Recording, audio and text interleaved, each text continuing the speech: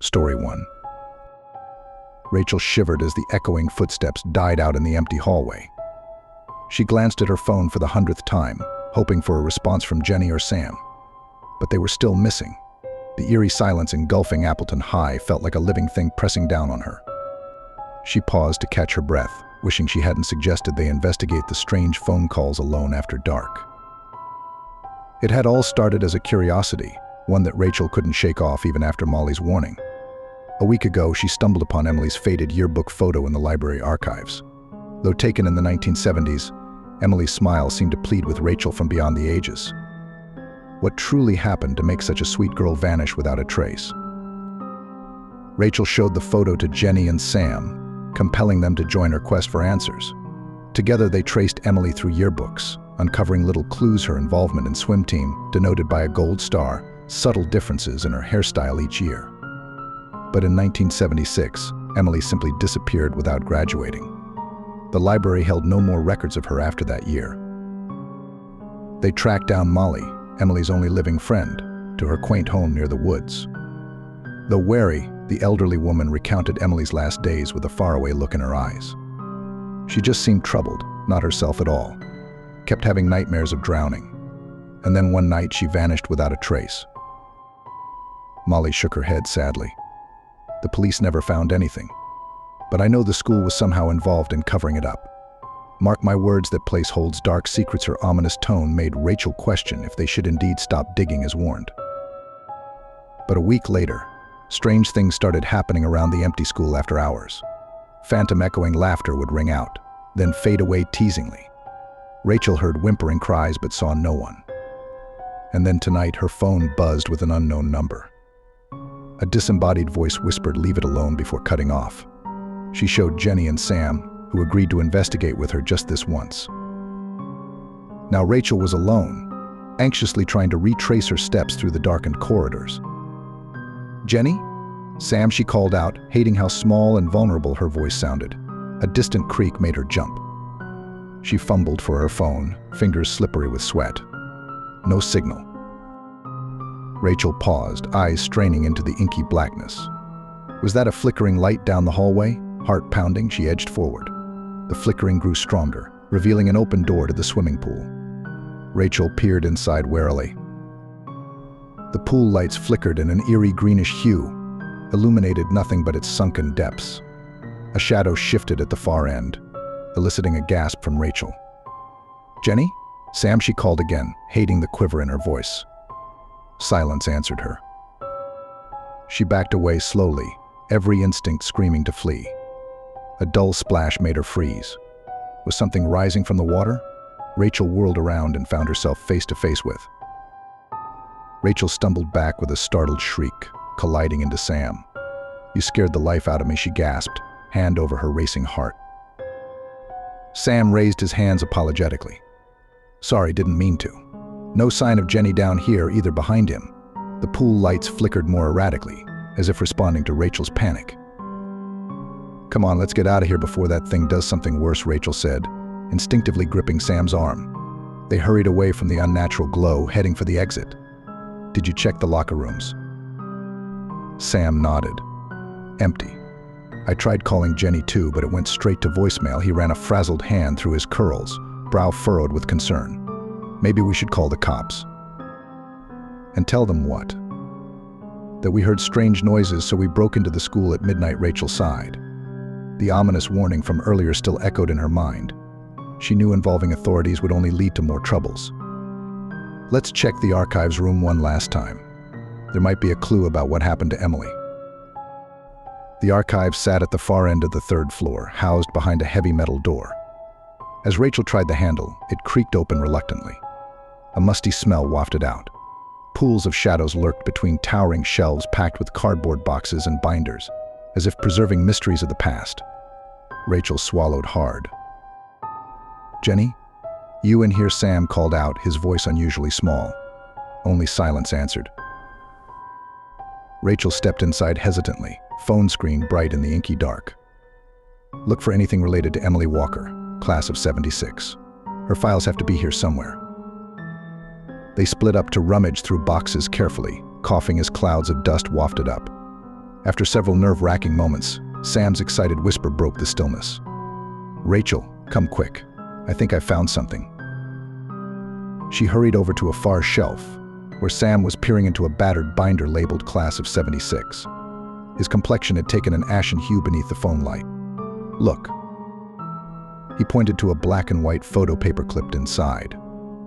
Rachel inhaled sharply. It showed Emily, frozen in time, smiling brightly beside the school sign. Except someone had crudely defaced it with crimson marker strokes. Across Emily's face and the sign were scrawled chilling messages: "Die bitch. No escape. You are next." A spine-chilling scream rent the air, echoing from far below the third floor. Rachel grabbed Sam's arm so hard her nails broke skin. "Jenny," she cried. Without thinking, they dashed toward the stairwell. But a shadow stirred by the entrance, blocking their path. Two glowing eyes peered from the inky dark, and a low chuckle reverberated from the depths. No, Sam breathed in terror. The presence had found them. They backed away slowly, phones trembling so badly the beam flickered erratically over the walls. The shadow shifted, as if mimicking their retreat with malicious amusement. Something wasn't right. This thing was toying with them, like a cat with cornered mice. Rachel saw the fire axe mounted on the opposite wall. An idea formed amidst her panic. In one swift motion, she tackled Sam behind a shelf just as the shadow lunged at them with preternatural speed. Fumbling for his phone, she whispered her frantic plan. Sam nodded, eyes wide and terrified but determined. Gripping their phones tightly, Rachel crept one way along the shelf while Sam moved the opposite, their lights casting wild, uncertain shadows. The presence paused, as if sensing its prey had separated. An involuntary whimper escaped Sam as the shadow turned toward him. Now, Rachel screamed inside.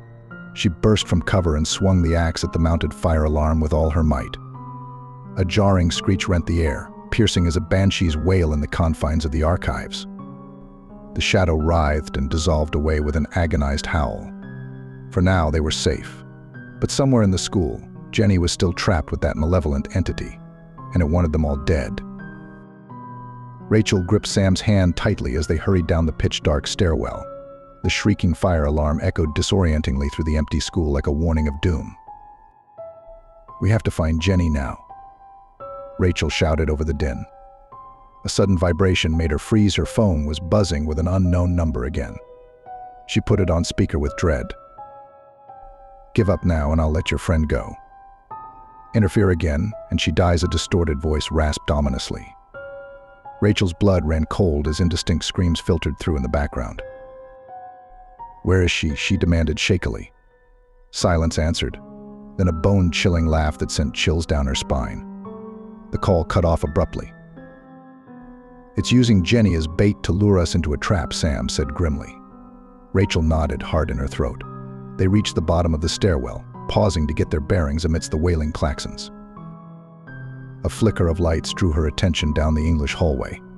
"There, come on," Rachel took off running with Sam close behind, praying they weren't too late.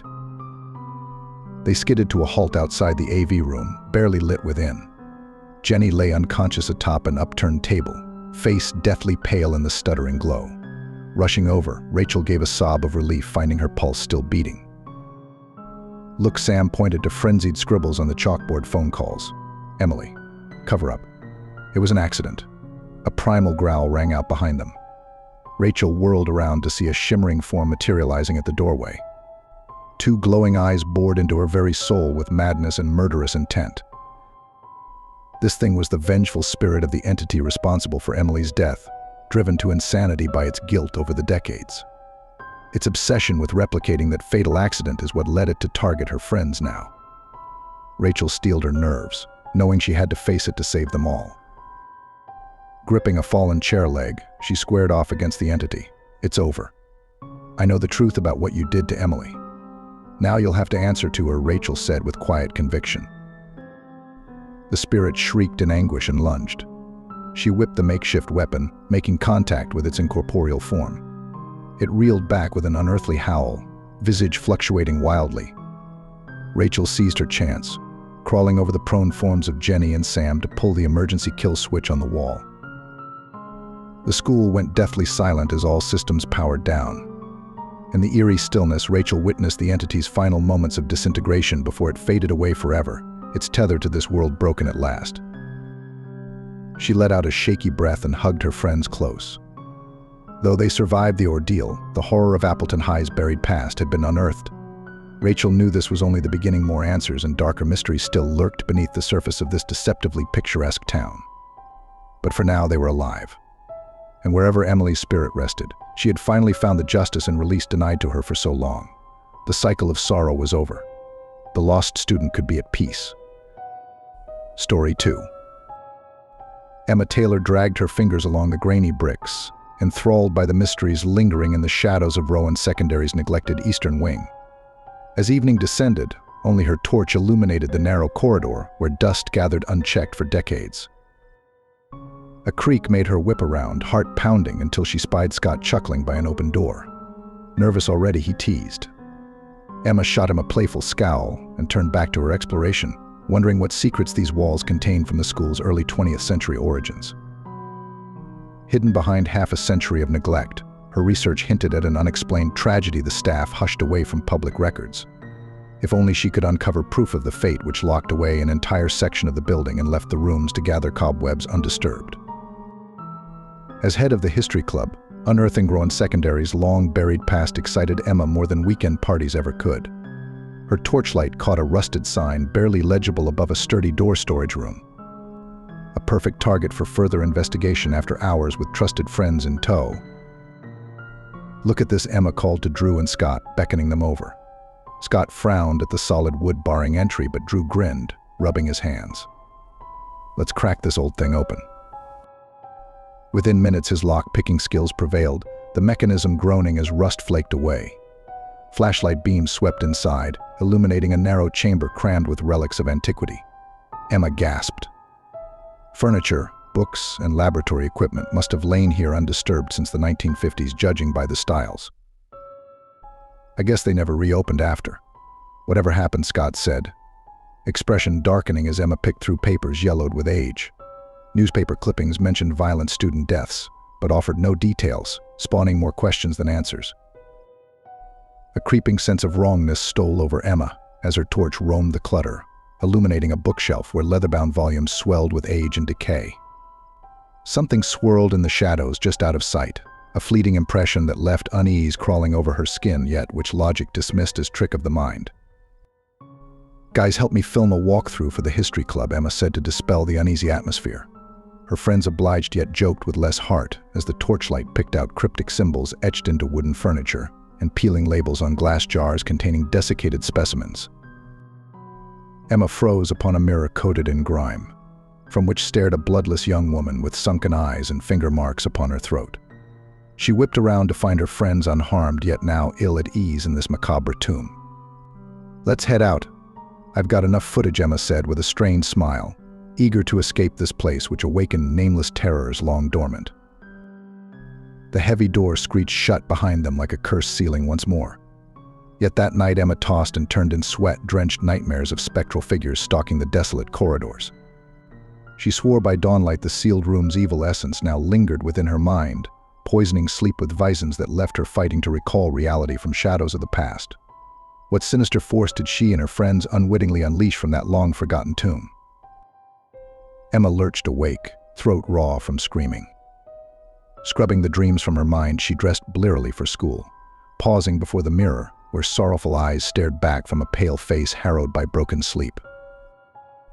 At lunch, she slumped beside Drew and Scott, appetite quenched by unease.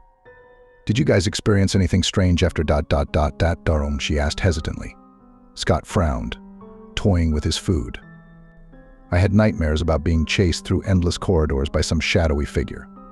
Just stress, though, right?" Drew shivered. In mine, something was crushing my throat while I struggled to breathe. Woke up in a cold sweat. Emma nodded slowly. "I keep seeing that dead girl's face. What did we unleash in there?" Later, Emma hid suspicions from the History Club as she researched century-old archives, determined to solve this mystery. At last she found references to 3 student deaths branded as an unexplained tragedy in 1947. Newspaper microfiche revealed gruesome details: the victims' throats were crushed. Police arrested a star pupil, Calvin Thorne, who confessed during a mental breakdown. His ravings about vengeance and punishment for slights lifetimes ago were dismissed as madness. He was committed to an asylum, where he died a few years later, never lucid. Emma dug deeper, noticing parallels between the 1947 murders and her friend's recent nightmares. That night, violent fits awoke Drew and Scott. Drew punched through his bedroom door in a rage while Scott attacked family photos, screaming about faces from the past. The next day, they met Emma shaken in the library. "We think whatever's in that room is haunting you," Scott said, sporting a black eye from his father. "It wants revenge on descendants of the original victims." Drew rubbed swollen knuckles and nodded fearfully. That evening, Emma led the duo on a stealthy return, determined to solve this. The oppressive atmosphere intensified amidst relics of a life ended in madness and blood. A creak made them spin around, heart pounding, until Scott spotted a loose floorboard. Emma lifted it, gasping at journals bound in cracked leather. A sepia photo slipped out. The same haunted eyes which plagued her nightmares stared back, surrounded by happier times. She picked up the faded journal, traced initials carved into the leather cover E.T. Flipping open, she began to read the words of Ellen Tompkins, girl who held the dark secret of Rowan Secondary. Ellen's journal spun Emma into the past. She wrote of befriending the shy yet brilliant Calvin, growing close over long walks discussing philosophy. But the staff grew suspicious of their intimacy, reprimanding Ellen harshly with shocking claims of indecency between pupils. Broken-hearted, Ellen distanced herself, unable to endure further slander. Calvin changed, growing sullen and prone to outbursts, yet Headmaster Turnbull only tightened restrictions.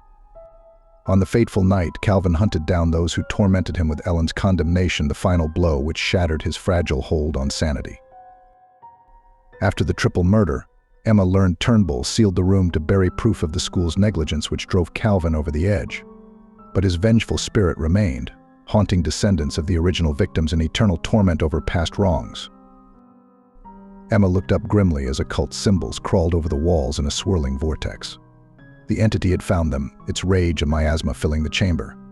She grabbed her friends and ran, but the door slammed shut, trapping them in an invisible vice.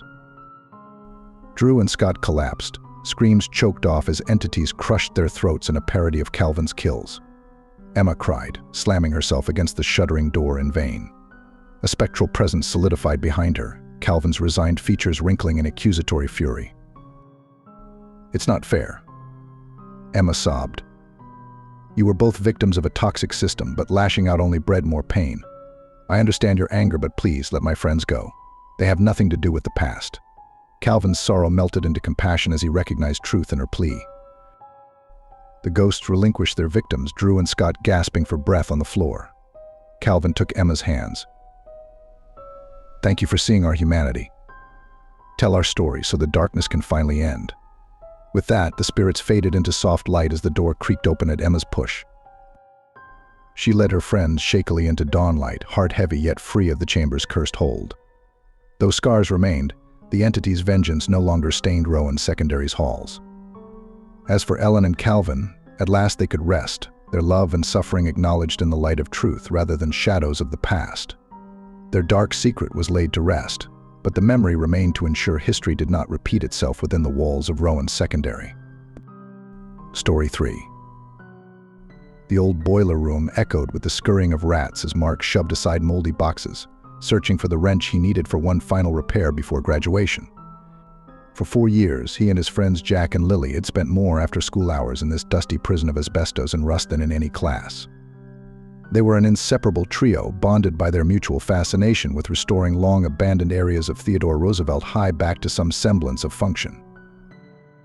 As the last rays of sunset filtered through grimy windows, Mark wondered if ghosts of past students looked on and approved of their efforts to breathe life into the school again. Ghost stories were a favorite pastime, though they laughed at more superstitious classmates' claims that Roosevelt was truly haunted. Still, working alone in these hidden chambers as night fell had its eerie moments. Jack, got that wrench, Mark yelled up the metal ladder leading to the boiler room exit. Only silence answered. Strange, since Jack never missed a chance to tease being left underground too long. Mark clicked on his flashlight and climbed carefully out of the dark room. The empty hallway stretched silent in both directions. "Very funny, guys. You got me now. Where'd you go?" A whisper floated on the still air. Faint yet clear they know. Mark ... their secrets. Mark whirled but saw no one. Heart pounding, he ran down the hall, flashlight beam dancing wildly over century-old bricks. Around the corner, he skidded to a halt at the library entrance. Inside, lit by a single desk lamp, sat Lily and Jack staring open-mouthed at an ancient yearbook. "Guys, did you hear that?" Mark gasped, out of breath. "Hear what?" asked Lily with a bemused smile. Jack pointed to an old black and white photo. "Check it out. We think we found the famous phantom everyone talks about. Andrew Garrison, class of 1966. Disappeared without a trace senior year. They never found his." Body finished the whisper right behind Mark. He shouted in fear and spun, but again nothing was there in the empty hall. His friends stared at him, puzzled and concerned. "Bad acoustics down there getting to you?" Lily asked gently. Mark took a shaky breath. "Must be. Still, that whisper knew things, private things. Let's get out of here. This place is giving me the creeps tonight." They agreed and walked together down the final dark corridor toward the exit, joking and chatting to lighten the mood. As they passed the boys' bathroom, a strange thud emanated from within, followed by the hiss of a voice. "Careful, Lily ... watch your step tomorrow." Lily froze, then laughed uneasily. "Come on, guys, enough joking around. You almost had me for a second." They hurried outside, glad to feel the cool night air on their faces. But each would lay awake for hours, pondering ominous secrets only they should know, whispered by some uninvited guest in the empty school. The next day would bring them answers, or another haunting premonition fulfilled. Pale dawn light filtered through grimy windows as Jack, Mark, and Lily entered the school gates, sleep having evaded each after the unnerving experiences of the night prior. A heavy silence hung over the deserted grounds, broken only by their own footsteps echoing forebodingly as they made their way to the library. Settling into seats around an oak table, they scanned microfilm archives of Roosevelt's long history, searching for any clues to the mystery of Andrew Garrison's vanishing. Hours passed without success until Lily sat up with a gasp and pointed at the flickering screen. "Look, here's something from November 1966. Student Andrew Garrison presumed drowned in lake accident. Search ongoing." She scanned further. But wait, a follow-up article in December. "No body recovered. Police end recovery efforts." "Family dispute, suicide rumors." Mark leaned over her shoulder, brow furrowed. "So they never found him. And why would he commit suicide if the rumors were false?" A chill crept up Jack's spine as he found another brief notice further down, almost buried under more upbeat school articles. "Guys, listen to this from March 1967. Unusual occurrences reported after hours at Theodore Roosevelt High. Local psychic to conduct cleansing." Lily shuddered. "This is getting weirder by the minute. I can't believe we never uncovered any of this doing all our research and repairs over the years." Her words were cut short by a wheezing breath right behind her chair. She spun around but saw only empty air. Mark put a steadying hand on her shoulder. "It's okay, probably just the heating system acting up. Let's print these out and keep searching. There has to be more." They resumed combing microfilm for hours more, questions multiplying faster than answers. In a lull, Jack's phone pinged with a new text from his mother. He opened it, then stared in confusion. This doesn't make any sense. The text just says, "Careful on the steps." "I didn't tell her I'm at school." A rustling erupted from beneath their table, as if something scrabbled across the floor on hands and knees. They leaped back from their chairs just as papers flew into the air from some invisible surge. In the settling flurry, a single sheet floated to the floor, covered in scratches that resembled scrawled handwriting. "Beware ... his vengeance is nigh." Too alarmed to remain, they grabbed their bags and prints, hastily making for the exit. But as Lily took the first step, her foot caught on something unseen, and she tumbled down the stairs, camera falling from her hands to shatter below. She lay stunned at the bottom, unharmed but eyes wide with terror, as the entity's latest whisper drifted down. "Told you ... to watch your step." A shaken huddle outside, under the looming shadow of the school they had come to know so well. The three friends reassessed their situation gravely. This was no longer some game or spooky extracurricular. Something unseen had its sights set on them, and wanted them to know secrets no one else could. It was time to upend every hidden corner and dusty recess to solve the riddle of Andrew Garrison before he, or it, grew bold enough to inflict true harm. Their first stop, the dreaded asbestos tunnels that spanned the entire sub-foundation like veins in the earth. Flashlights gripped tight, the friends pulled open the ancient grating and descended one by one into the lightless maze below the halls they had walked daily without a thought to what may lie beneath. The smell hit them at once, musk damp and something else undefinable that spoke of many years in untouched darkness. Carefully picking a path, they called out and listened for any response from the looming black. Only their muted footfalls and racing heartbeats answered. Lily paused by a juncture of tunnels, shining her light along dripping stone walls. A faint smudge caught her eye, and she reached out to wipe grit away with her sleeve. Beneath was revealed an odd array of scratches, forming what seemed letters or a symbol of some kind repeated over and over in a desperate scrawl. "Guys, come look at this." "I think it's a message." Jack and Mark hurried to her side and examined the markings with cautious interest. Was this some remnant left by their quarry so long ago? Had Andrew wandered lost down here in his final days, clawing the stone in a madness born of solitude and grief? The friends felt eyes upon them then from every shadow, and a shiver passed through the close air that had nothing to do with the chill. They had found a trail at last, but what new mysteries and portents would awaiting them at its end? A bleak sun filtered through grates above as Jack, Mark, and Lily picked their way deeper into the asylum like tunnels beneath the school. No sound penetrated this lightless underworld, deadening even their own footfalls to a muffled crunch of grit under boot. Each turn revealed only more crumbling stone corridors stretching to eternal blackness ahead and behind. They had followed Andrew's desperate scratchings for hours, it seemed, the message growing fainter but direction maintained.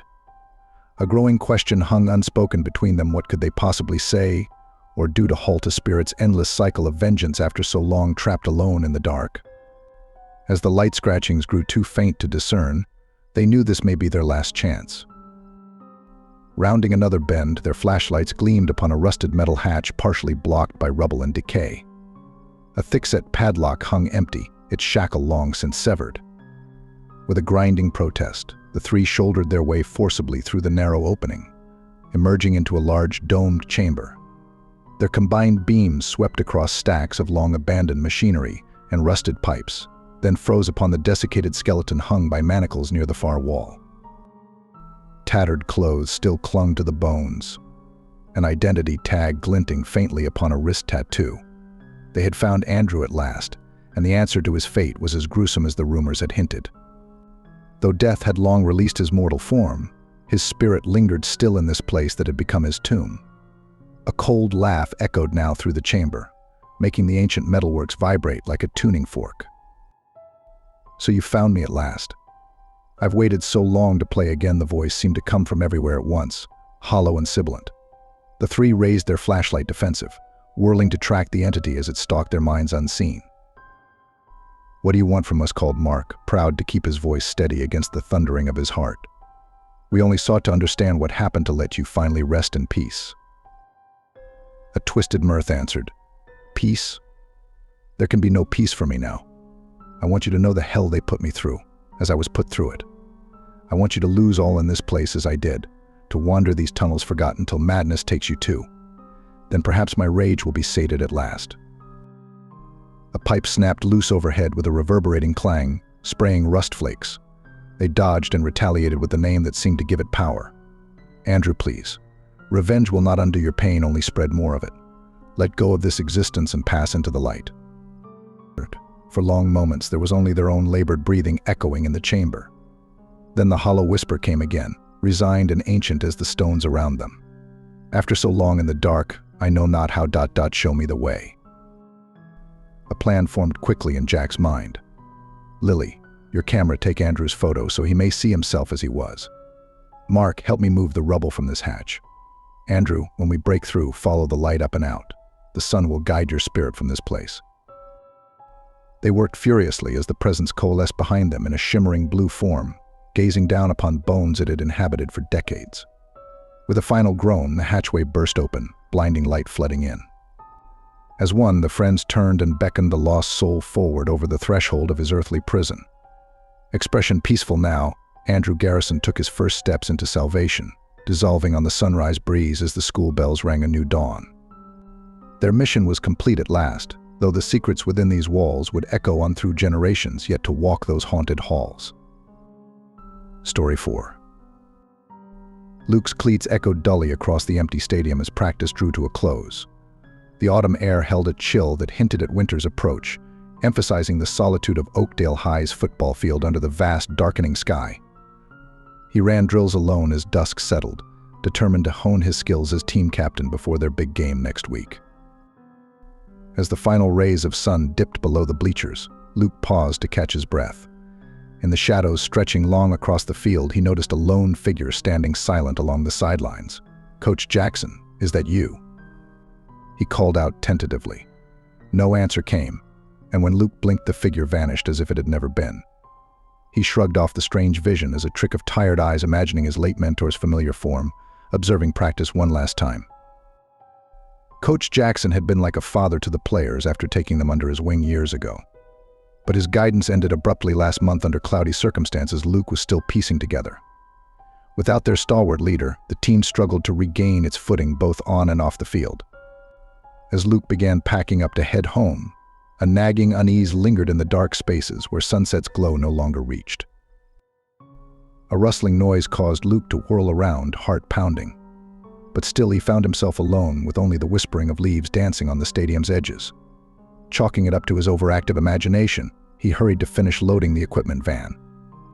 Yet as Luke shut the doors and headed for his truck, the feeling of being watched grew stronger. He paused to peer into the shadows once more, squinting. "Luke." The voice was soft, barely more than a breath, but unmistakably his name carried on the night air. Luke spun around, scanning the stands with sudden dread clutching his chest. "Who's there?" Silence answered, the howling wind the only response. Luke let out a nervous chuckle, scolding himself for being so jumpy. But a sense of otherworldly unease persisted as he climbed into his vehicle and drove off into the moonlit streets, trying his best to shake the strange encounter from his thoughts. The next evening found Luke at the field even later than usual, unable to shake lingering worries over their first game without Coach Jackson's guidance. As he ran drills beneath the lights, strange flickering started in the overhead bulbs that climbed all the way to the high metal towers lighting the stadium. Luke paused, watching the lights flicker erratically, as if buffeted by strong phantom winds. An unearthly howl ripped through the air, freezing Luke in his tracks. It rose to a piercing crescendo, then cut off abruptly, as if choked. Terror gripped his heart as he discerned a dim, shadowy shape writhing and twisting at the base of the nearest light tower. Training his eyes, Luke realized with horror it was no trick. A man lay crumpled and twisting violently yet silently on the concrete below the lights. Luke sprinted over and dropped to his knees, fumbling to check the man's pulse with shaking hands. It thrummed weakly beneath his fingertips. Blood poured from the man's ears and eyes, staining his face a nightmarish red. Yet to Luke's disbelief, the man was conscious and trying to speak through his agony. "Please ... help Emmy ... it's coming," he choked out as fresh blood bubbled from his lips. Before Luke could react, a shadow fell across them with impossible speed. He looked up to see a towering figure looming over their huddled forms, its features cloaked in the depths of its hooded shape. An icy chill washed over Luke emanating from this thing, as it slowly turned its blank gaze down upon the injured man in Luke's arms. "No," Luke shouted instinctively, throwing himself across the stranger's body to shield him. But the darkness that was not a darkness drew back and disappeared as quickly as it had come, fading into the night. When Luke looked up again a heartbeat later, the figure was gone without a trace. Sirens wailed in the distance, rushing towards the awful scene.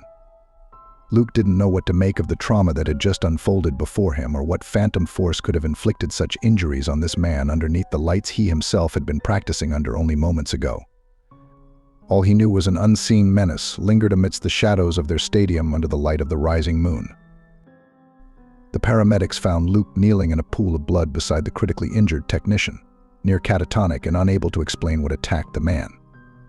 In the hospital that night, the technician slipped into a coma, and the doctors were unable to discern what could have caused his gruesome wounds. Word spread quickly through town of the alarming incident at the stadium. At a Friday night team meeting called an emergency session, tensions and fear were running high as players and parents alike demanded answers. Coach Davis tried to regain control of the chaos, calling for order. "I know you all have questions after what happened to Brad last night.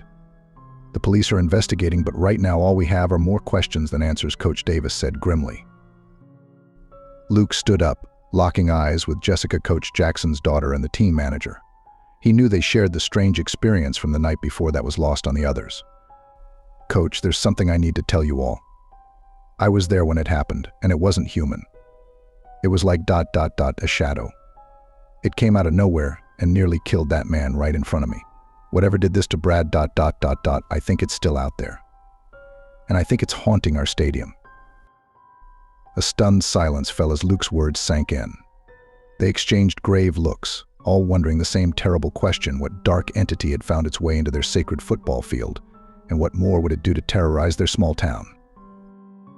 For Luke, the next few nights passed fitfully as shadows crept behind closed eyes each time he tried to rest. At practice, strange things continued happening around the field that all the players secretly feared pointed to something otherworldly disturbing their turf. When a bag of footballs was found slashed and deflated one afternoon, the final strands of doubt broke.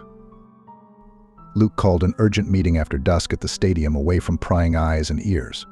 He recounted his unnerving encounters to his teammates, who listened with uneasy expressions. No one dared admit aloud the entity they all suspected was somehow connected to their former coach Jackson, though his tragic death remained shrouded in mystery. As the players dispersed into worried whispers, Luke caught Jessica's arm. He had wanted to talk to her privately for some time, hoping she held answers about her father that could shed light on how to lift this curse from their field. "Jess, please. I know you've been keeping something from me about what really happened to Coach Jackson. We need to know the truth if we're going to put his soul to rest." Jessica sighed, resigned. "Follow me," she said quietly. She led Luke to the empty bleachers, her feet dragging as if the weight of her secrets had grown too heavy to bear alone any longer. Sitting with her hands clasped tightly, she began to speak in a hollow tone, lacking its usual warmth. "After my mom died, Dad changed. He became paranoid, obsessive. Thought everywhere he looked people were conspiring against him and the team. He started drinking heavily after games, sometimes missing practices. Then he'd be lucid in apologies, promising it wouldn't happen again," Jessica said sadly. The night the night it happened, he'd been in a dark place for weeks. He was convinced our rivals were sabotaging us somehow, and he got in a huge fight with their coach. I tried to pull them apart, but Dad was out of control. Next thing I knew, they were wrestling on the ground. And then I heard a sickening crack.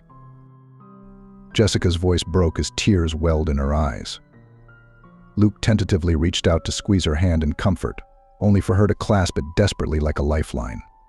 "It was an accident, I swear. But Dad was already so wrecked inside by then, lost in his demons. I should have gotten help sooner." She sobbed. A chill rolled across Luke's skin as he took in her halting confession. It explained Coach Jackson's unstable behavior before his passing, but somehow he knew it was only part of the story. There was more Jessica wasn't saying, and worse. He sensed a primal rage seething just below her tormented surface that gave him cause for deeper dread. Soon, storm clouds rolled in swiftly, pulled by an unnatural wind. Luke turned to go as rain began pattering the bleachers, but froze in his tracks. Jessica kept weeping, oblivious to the shadow now looming behind her with empty black eyes like holes to nothingness. "Jess, look out," Luke cried, lunging at her, but it was too late. A wicked howl split the night as the shadow enveloped Jessica in its ebony clutches. She let out an ear-splitting scream that cut off just as suddenly, leaving only deafening silence in its wake. Thunder boomed as Luke scrambled to his feet, whirling around to face the harbinger of doom come to reap further victims beneath the light of the swollen orange moon. He found himself alone on the empty bleacher steps, rain sheeting down in torrents yet failing to wash away the lingering chills seeping into his bones. Jessica was gone without a trace, swallowed into the stormy depths of the night by whatever vengeful spirit had claimed Coach Jackson as its cursed domain.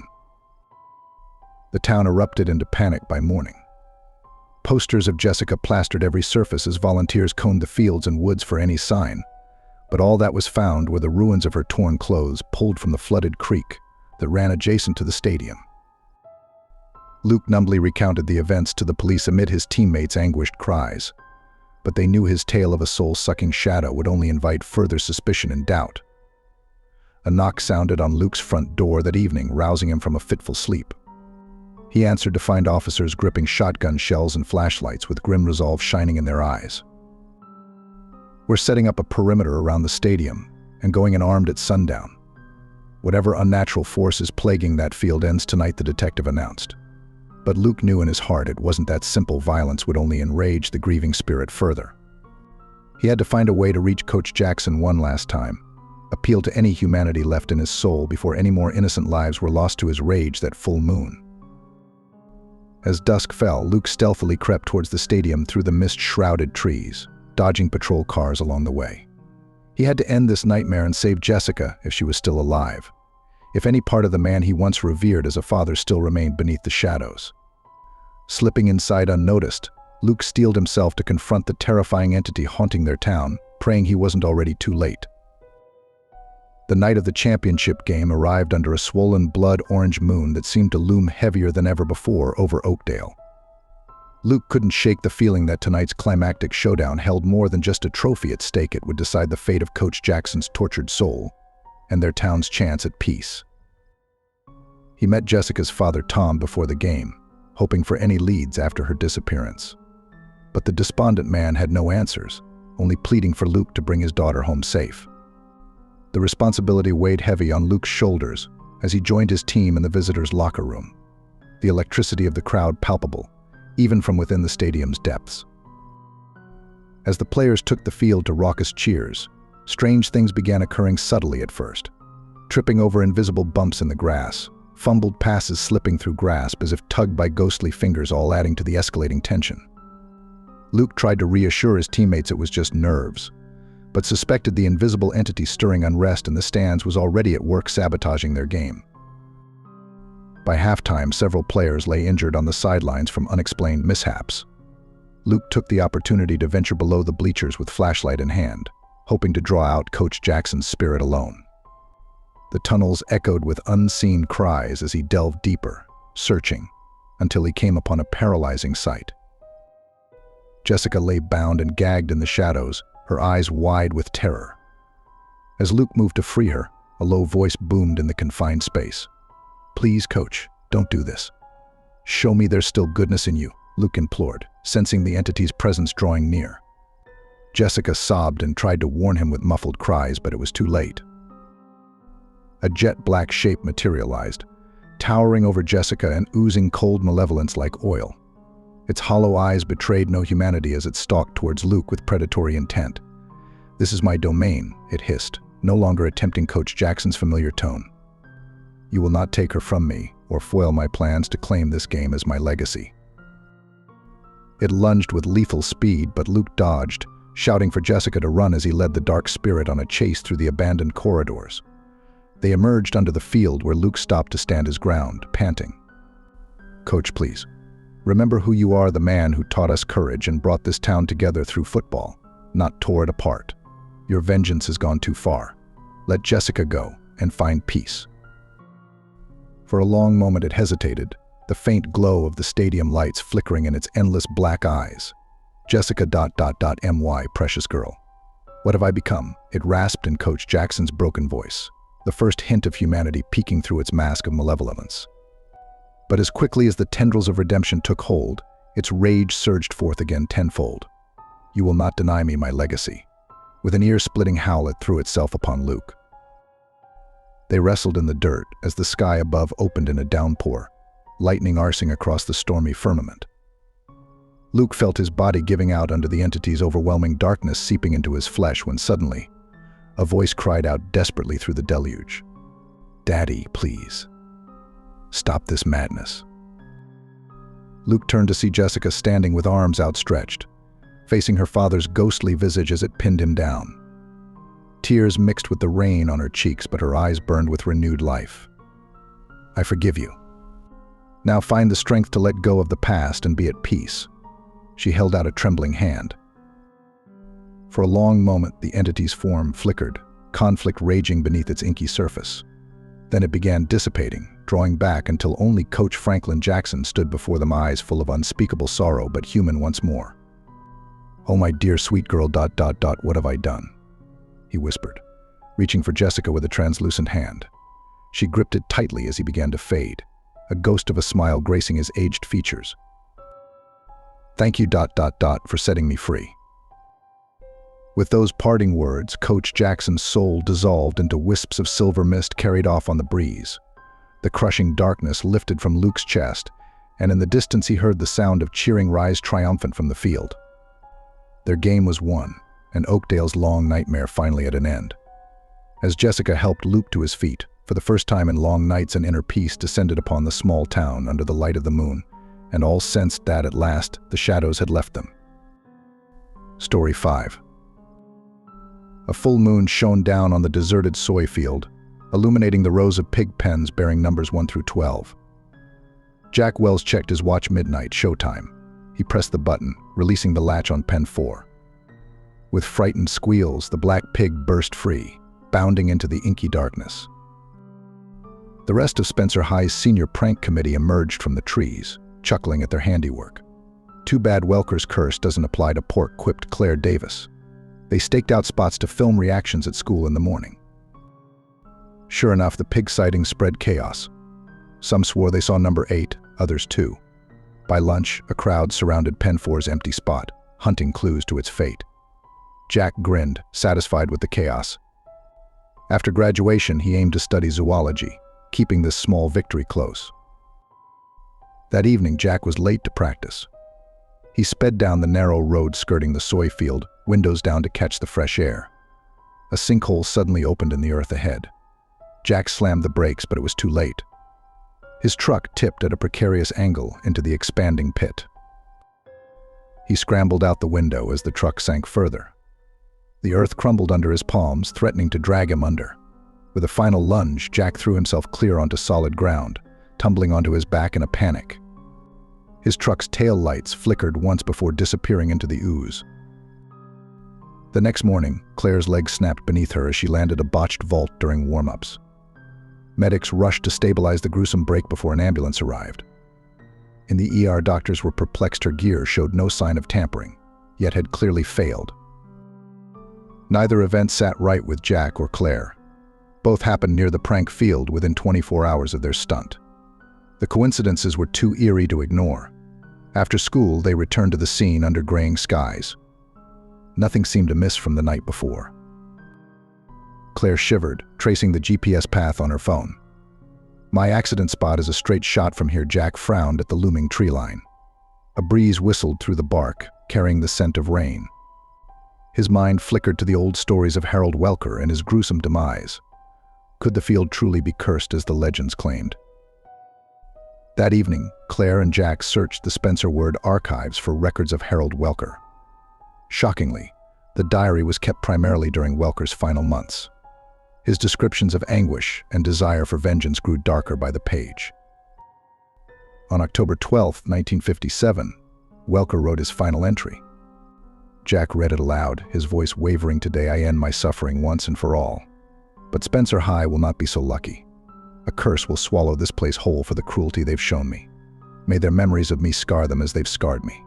Let them know my pain." A churning sense of dread swelled in Claire and Jack's stomachs. Had their prank somehow awakened an ancient curse, setting its vengeful sights on them? The coincidences were too uncanny to deny, but how could they convince the others before it was too late? For Claire, 2 weeks passed in a medicated haze as her leg healed. The rest of the committee visited daily, regaling her with escapades. But when alone, a haunting question gnawed: what if the curse was real? Her fears seemed validated when Ryan, who planned pig placement, disappeared into the woods during a hike. His shouts were the last sounds heard on a 911 call before static. For 3 nights, search teams combed the dense undergrowth to no avail. Claire could only watch from her bed, writhing with guilt. Jack joined the searches, driven to atone for his role. On the third eve, as others prepared to give up, he stumbled upon a grisly scene. Ryan's mangled body dangled from thick tree roots, twisted nearly beyond recognition. A macabre recreation of Harold Welker's 1957 suicide. Both families refused autopsies, instead having Ryan swiftly buried at the same cemetery as Welker. But Jack noticed one item missing from the bloody scene: Ryan's backpack. He retrieved it from evidence, combing through soggy belongings. A tattered diary revealed Ryan's growing obsession with Welker and the curse's lore in his final entries. Shaken, Jack confided in Claire, who was due to be discharged. Together they pieced the disturbing pattern. All were senior prank committee members, like Welker before them. They approached the others, pleading to re-examine Welker's history, but were met with skepticism. Claire pored through archives, finding the Welker farm had stood where the prank field is now. Worn records shed light on Harold's bleak upbringing, abandoned by parents, farming the inhospitable land alone.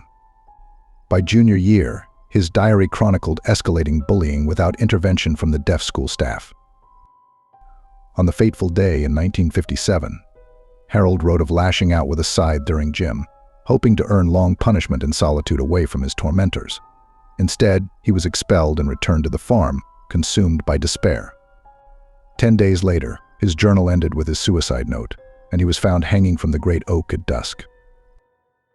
That tree, Claire realized with a jolt, still rose dead at the field's center, now devoid of leaves despite spring. She showed Jack, who ran trembling fingers over ridges of faded initials carved into the bark long ago: HW. 1957. He swayed, clutching Claire for support, as an icy breeze swirled leaves at their feet. Was this where it all began, where the curse took root? With heavy rain brewing, Jack called an emergency meeting under the oak after lectures let out. He and Claire laid out their discoveries to blank stares and skepticism.